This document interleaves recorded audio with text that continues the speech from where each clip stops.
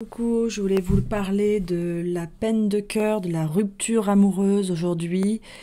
Et j'ai repris un décret que j'ai écrit il y a quelques mois sur Facebook, où j'écrivais beaucoup il y a quelques temps et beaucoup en canalisation pendant des années de messages.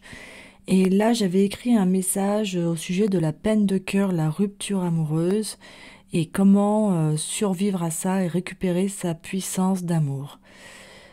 Souvent, on a du mal à passer à autre chose après une rupture amoureuse. Et même si vous savez pertinemment et au fond de vous que cette relation ne respecte pas vos besoins et vos valeurs, eh bien vous avez quand même de la peine.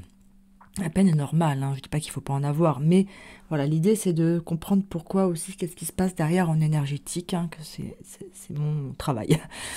Vous pouvez même vous sentir très attaché encore, rester bloqué dans cette relation et attendre et vouloir le retour de cette personne. Même si cette relation était toxique pour vous, vous voulez son retour. Et je l'ai remarqué, moi, après une rupture où j'ai vu des tonnes de vidéos, j'ai vu qu'il y avait des chaînes de vidéos et comme je tire aussi les cartes, j'ai vu tous ces tirages de cartes de retour de personnes, en fait, où ils sont, cette personne va revenir, cette personne va revenir. Et là, c'est hyper dangereux parce que ça vous maintient dans le lien. Et c'est pas, bon, je cautionne pas ça en fait, hein. Ça vous maintient dans le lien. Et nous, notre objectif, c'est de couper ce lien. Bien sûr, il y a des liens d'âme qu'on ne peut pas couper, mais en tout cas, de ne pas le subir, de ne plus souffrir pour ce lien. Il faut savoir ce qui se joue dans une relation pour le comprendre, hein. Pourquoi cet attachement? Lorsqu'on partage des moments avec une personne, c'est comme si on donnait des morceaux de nous.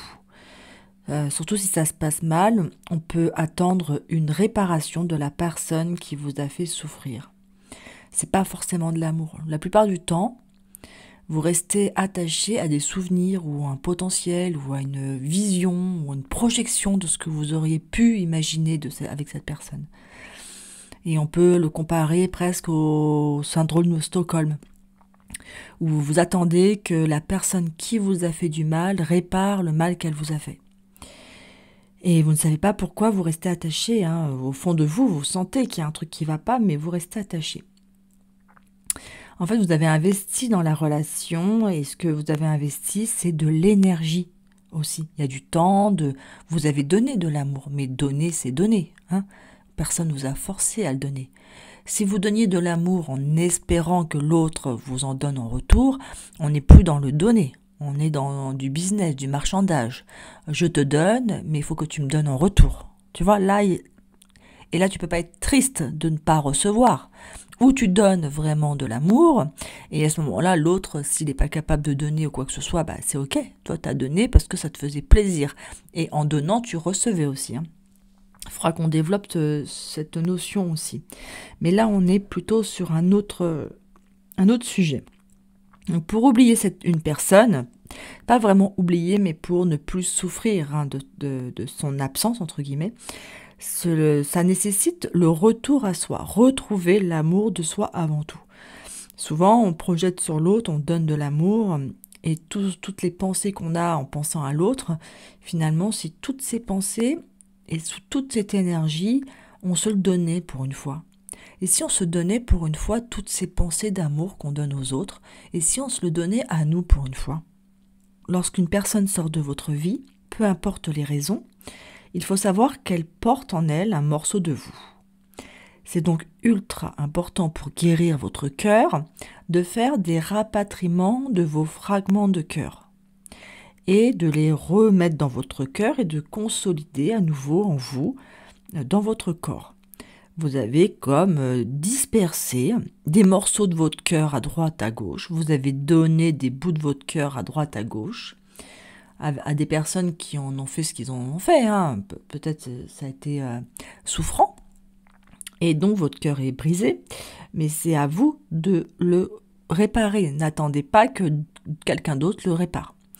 Et là, il est là le piège aussi, c'est d'attendre de rencontrer une nouvelle personne. Vous arrivez comme un canard boiteux et vous attendez que l'autre vous répare de toutes les souffrances que vous avez déjà vécues dans le passé et qui vous le prouve à nouveau, qui vous prouve que ou elle est différente des autres personnes et qu'elle vous répare.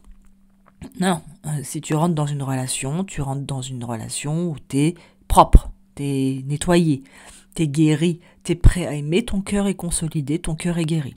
C'est quand tu rentres dans une relation, toutes tes peurs remontent et tu fais payer à la nouvelle personne tout ce que tu as déjà vécu, on va pas aller loin, tu comprends bien. Et puis c'est pas à la nouvelle personne de payer.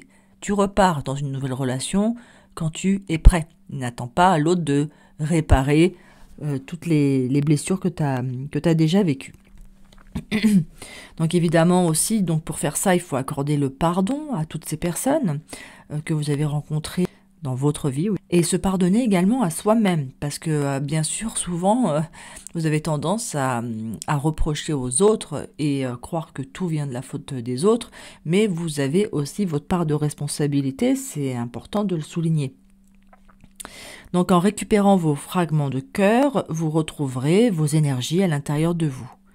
Ensuite, vraiment, faites attention de protéger ces énergies, de guérir tout ça, de guérir vos blessures avant de retourner en relation.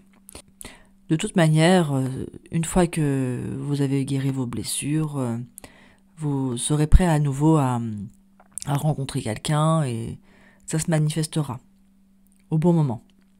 L'idée, c'est d'arrêter de mendier l'amour à l'extérieur de vous et de prendre soin de vous et de garder toutes les énergies pour vous. De ne pas remplacer une personne par une autre personne pour toujours trouver un objet d'amour. Comme si vous cherchiez un objet extérieur à aimer. Ah, maintenant, il n'y a plus lui à qui je pense. Il n'y a plus elle à qui je pense, je vais en trouver un autre, je vais en trouver une autre, un sujet de remplacement. C'est-à-dire un remplace un autre. On m'envoie comme image, comme beaucoup de gens font, et ce n'est absolument pas une critique. Mais beaucoup de gens vont racheter un chien une fois qu'il y en a un qui est parti. Et voilà, il remplace. À qui je vais donner mon amour maintenant? Et là, tu vois, c'est ça, l'idée, c'est avant de vouloir redonner son amour à l'extérieur, de bien voir que tout l'amour que tu as pour toi est sain, et essaye de guérir tes blessures. Bon, bien sûr, tu pourras pas attendre d'avoir tout guéri, parce que le couple est un moteur, un accélérateur de guérison de blessures incroyable, parce que l'autre te renvoie en miroir exactement toutes tes parts d'ombre et toutes tes blessures. Donc n'accuse pas les autres, n'accuse pas ton autre dans ton couple d'avoir X ou Y problème, c'est souvent en miroir avec toi.